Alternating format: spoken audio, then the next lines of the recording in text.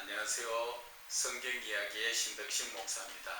지난 시간까지 영성특강 핵심 사항을 올려드렸는데 잘 보셨습니까? 감사드립니다. 잘 보셨으면 구독 버튼을 눌러주시고 또 주변에 안 보신 분들에게 홍보도 해주시면 감사하겠습니다. 제가 구독을 눌러달라는 것은 저의 영상이 구독을 누르면 한 줄로 길게 쭉 쉽게 볼 수 있도록 나오기 때문에 많이 시청하시기에 좋다고 제가 구독을 눌러달라고 부탁 말씀드리는 것입니다. 오늘 성경 이야기 21번째 시간에는 그리스도인으로서 능력의 하나님을 믿는데 왜 하나님의 능력과 하나님의 크신 사랑의 은혜가 우리가 그것을 받아 누리지 못하고 있는가, 거기에 대해서 알아보려고 합니다. 오늘 성경 이야기의 말씀에는 성경 시편 23편을 통하여 알아보기를 원합니다. 시편 23편은 여러분들도 잘 아시다시피 여호와는 나의 목자시니 내게 부족함이 없으리로다 시작을 하지요. 그런데 그 말씀 속에서 보면은 하나님께서 얼마나 우리에게 은혜를 내려주시려고 모든 것을 다 해서 하나님의 모든 권능으로 저희들에게 은혜 내려주시려고 하는데 우리는 그 은혜를 받아 누리고 있는가 하는 것입니다.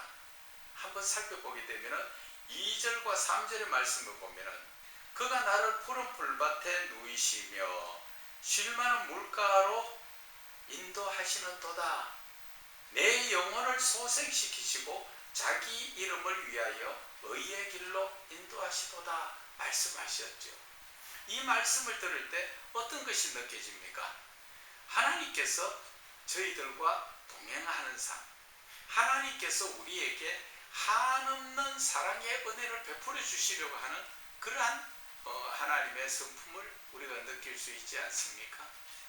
이것을 우리가 성경에서 다른 곳에서 또 찾아보게 되면 아담 하와가 에덴 동산에서 하나님과 동행하는 삶이 나오지요.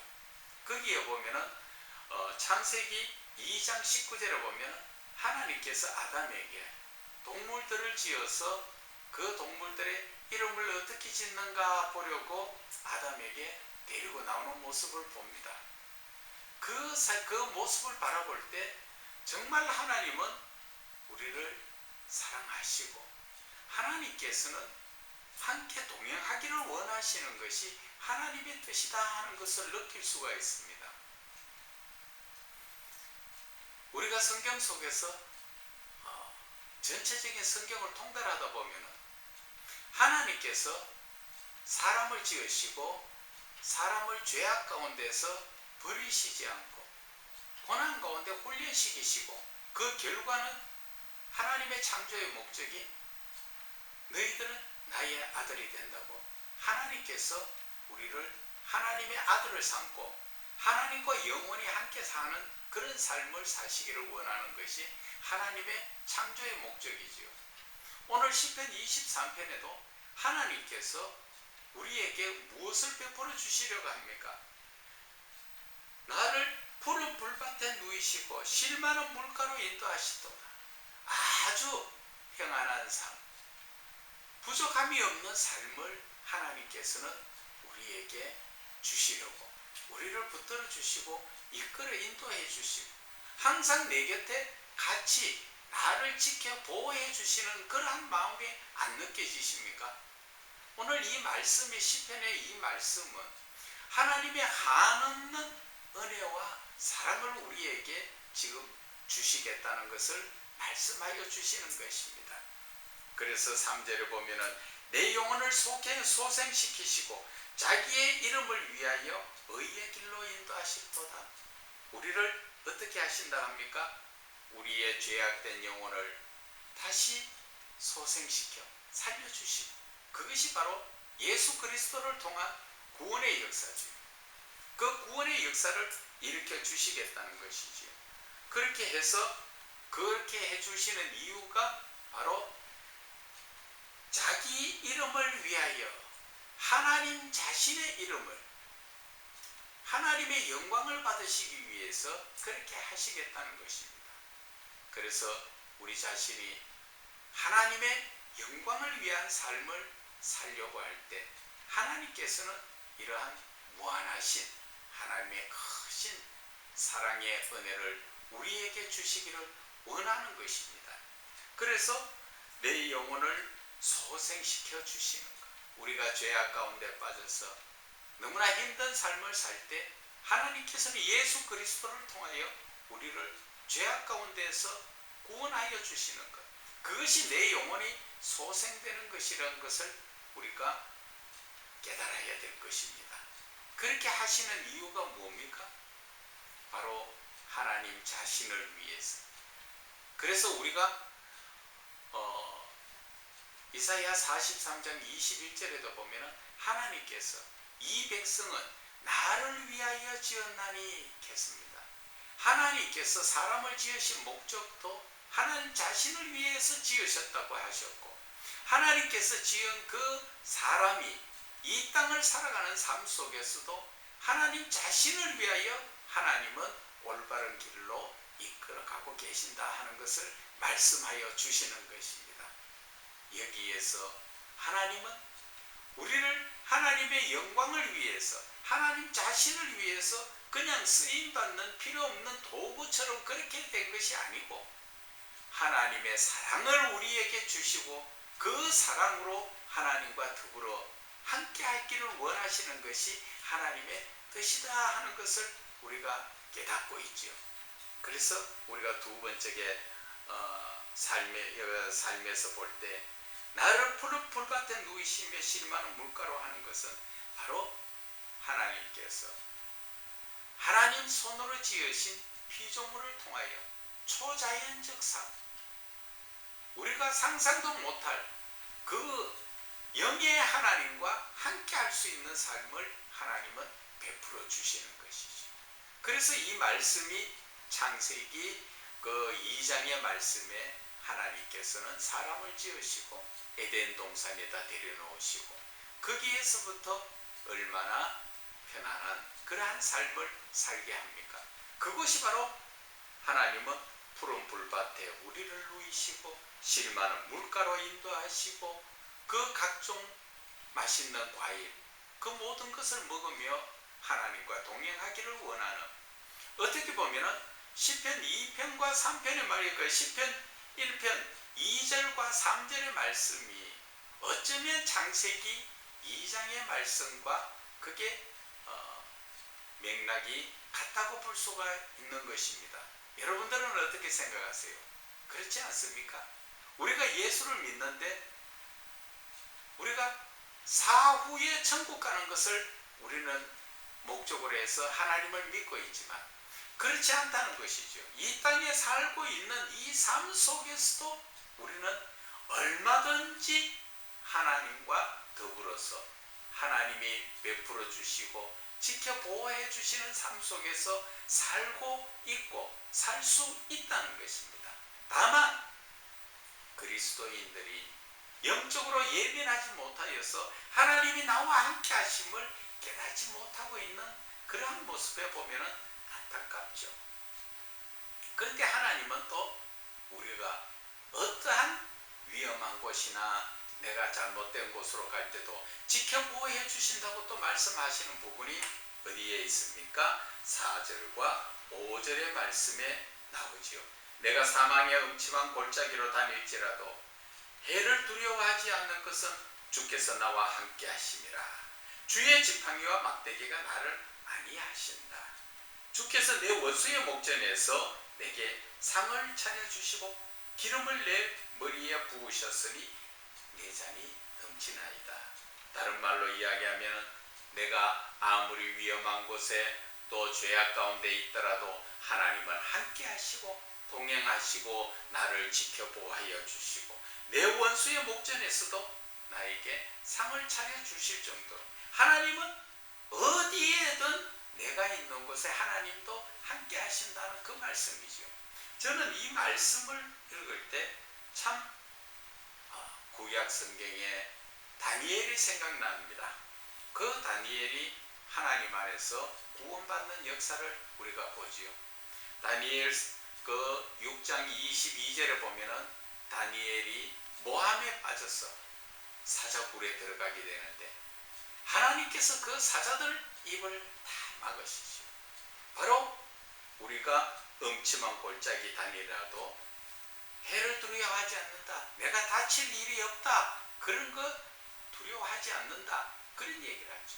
사자굴 속에 들어갔는 데서도 다니엘은 하나님께서 함께 하심으로 그 사자의 입을 봉했다고. 그래서 왕이 찾을 때 하나님께서 사자의 입을 봉해서 내가 평안히 구원받을 수 있게 되었다고 그렇게 신앙을 고백하는 것을 볼 수가 있습니다. 오늘 이 시편의 23편 4절 5절의 말씀이 바로 그러한 말씀이라는 것이죠. 저와 여러분이 살아가는 삶 속에서 사망의 음침한 골짜기 털탄이지요. 이 죄악된 세상에서 사단마귀는 세상에 보암직도 하고 먹음직도 하고 탐스러운 것으로 우리를 유혹하지요. 예수님이 40일 금식한 후에도 사단이 와서 예수님을 유혹한 건 무엇입니까? 배가 고플 때 돌덩이 떡덩이 만들어 먹으라. 그리고 권세를 줄 테니까 저 높은 예루살렘 성전 꼭대기에서 뛰내리라. 그리고 온 천하를 보여주면서 내한테 절만 한번 하면 이 모든 것을 너에게 주겠다. 그러한 유혹을 하지요. 그런데 예수님은 그러한 유혹에 넘어가지 않고 오히려 사단에게 훈계를 하셨죠. 주 너의 하나님을 믿어라. 그죠?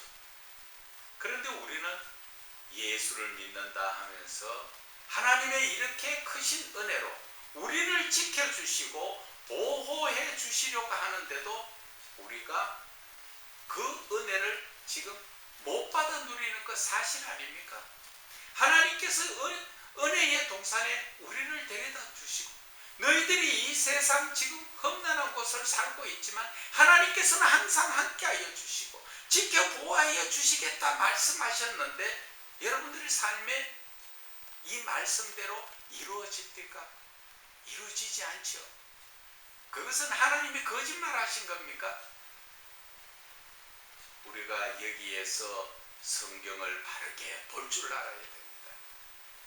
오늘 시편 23편의 말씀은 하나님이 동행하시면서 우리에게 엄청난 축복을 주신다는 것을 말씀하고 있는데 우리가 왜 이 말씀을 늘 읽고 듣고 보고 하는데 나에게 왜 하나님의 놀라운 역사가 일어나지 않느냐 하는 것입니다. 오늘 이 말씀에 시편 23편을 통하여서 제가 여러분들에게 말씀드리고 싶은 그 메시지가 바로 어디에 있습니까? 1절에 있습니다. 1절 한번 읽어볼게요. 여호와는 나의 목자심이 내게 부족함이 없으리로다. 바로 이 말씀이 답이라는 겁니다.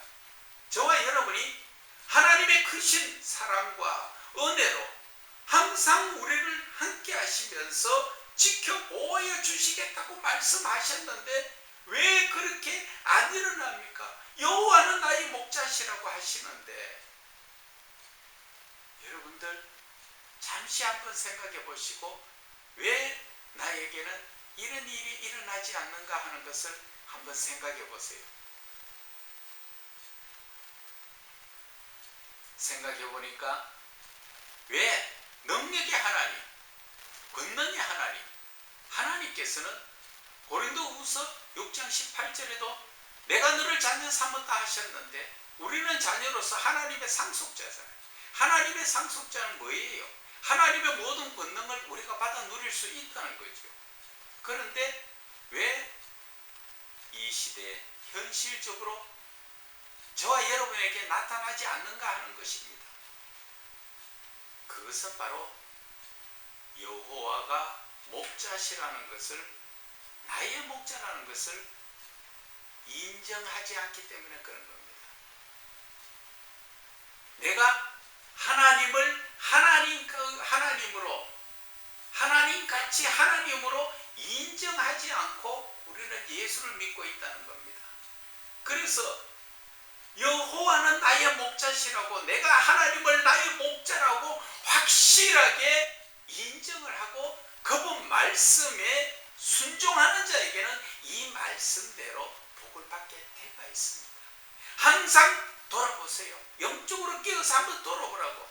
하나님이 항상 나와 함께 계시고 있는 것을 느껴집니다. 그런데 주여 주여 하지만 우리가 여호와 하나님, 그 하나님을 내 마음속에 진정 하나님으로 인정해 드리느냐 하는 겁니다. 우리의 가슴에 찔리는 말씀으로 하나님을 하나님으로 인정하는 것이 아니라 내 필요할 때만 도와주시는 하나님, 내가 애타고 내가 문제 있을 때만 찾는 하나님 아니세요? 우리는 주여 주여 하면서 하나님을 하나님으로 인정하지 않죠. 성경에는 말씀하십니다. 이 백성이 입으로는 나를 찾으나 그 마음은 멀다고 이야기하죠. 입으로 하나님을 섬기는 것 같이 이야기를 하지만 그 마음은 딴 데 있다는 것입니다. 오늘날 우리 그리스도인의 모습이 이런 모습이기 때문에 성경 23편의 이 축복의 말씀이 나에게 이루어지지 않고 있다는 것입니다. 저와 여러분 한번 생각해 보세요. 내 마음속에 지금 입술로는 주여 주여 하나님을 섬기는 것 같은데 그 마음은 무엇에 지금 초점이 가 있습니까? 돈과 탐욕, 쾌락, 음란한 것, 이런 것에 마음이 뺏겨가 있다 보니까 우리가 하나님을 하나님으로 인정 못 해드리고 있는 것입니다. 말로만 주여지요, 말로만 아버지지요. 고린도후서 그 6장 18절의 말씀 자체가 하나님께서 나를 자녀로 삼아 주셨습니다. 하나님의 그 모든 것이 나에게 이루어져야 되잖아요. 그런데 왜 안 이루어집니까? 내가 자녀다운 삶을 살지 못하기 때문에 그런 거죠. 하나님을 목자로 인정해드리고 하나님께서 이끌어 가시는 그 말씀대로 우리는 순종의 삶을 살아가야 하는데 내가 그 하나님의 말씀에 순종하지 않고 있고 내 생각대로 하나님을 믿고 있다 보니까 하나님을 믿는 것 같지만 하나님의 능력은 나에게 나타나지 않는다는 것입니다. 그래서 사도 바울이 이야기하지 않습니까? 하나님의 나라는 말에 있는 것이 아니라 능력에 있다고 하셨어요. 내가 말로 주님을 찾는다고 하나님 나라 내 것이 됩니까? 그것은 내가 하나님의 말씀에 순종할 때 하나님의 능력으로 우리가 하나님 나라에 갈 수 있다는 것을 알아야 됩니다. 예수님은 아침 일찍 일어나셔서 시장에서 무성한 무화과 나무에 그 열매를 하나 따 드시려고 갔지만 잎사귀만 무성하지 열매가 없어서 예수님은 저주했죠. 그래서 곧 말라버렸습니다. 우리의 신앙적 삶이 바로 그렇다는 것입니다.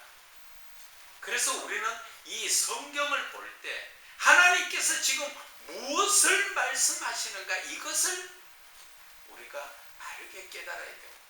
목자 같으면 이 말씀이 무조건 축복의 말씀이 아니라 하나님을 하나님으로 인정할 때 그 복이 나의 것이 된다는 것을 바르게 깨닫게 해주셔야 되는 것입니다.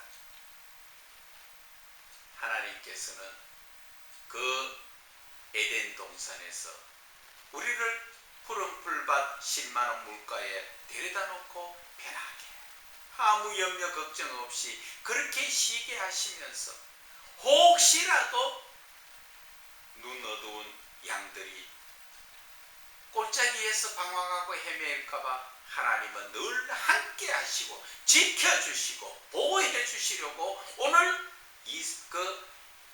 시편 23편의 말씀을 우리에게 주셨지만 우리의 삶은 이 복된 말씀을 받아 누리지 못하고 있는 이유는 내가 이 말씀을 하시는 하나님을 정말 나의 하나님으로 인정 못하고 있다는 그런 결론이 나온 겁니다. 말로만 주여지 실질적으로 내 마음속은 세상의 것에 가까이 있고 내가 살다 보면 어렵고 힘들 때만 주여라고 찾지 지금 이 시대 간절히 찾아 기도하는 분들이 몇 분이 있습니까? 금야철의 기도 지금 있습니까? 등 뜨시고 배부른데 철야 잠 안 자고 기도할 사람이 누가 있어요? 뭐가 답답습니까? 맞죠? 이스라엘 백성들이 애굽에서 나올 때 그 힘들었던 고난의 삶에서 가나안 땅 등 뜨시고 배부른 젖과 꿀이 흐르는 땅에 들어가서 풍족한 삶을 살 때 하나님을 간절히 찾습니까? 이사야 1장에서 말씀하지 않습니까? 하늘이여 들으라 땅이여 귀를 기울이라.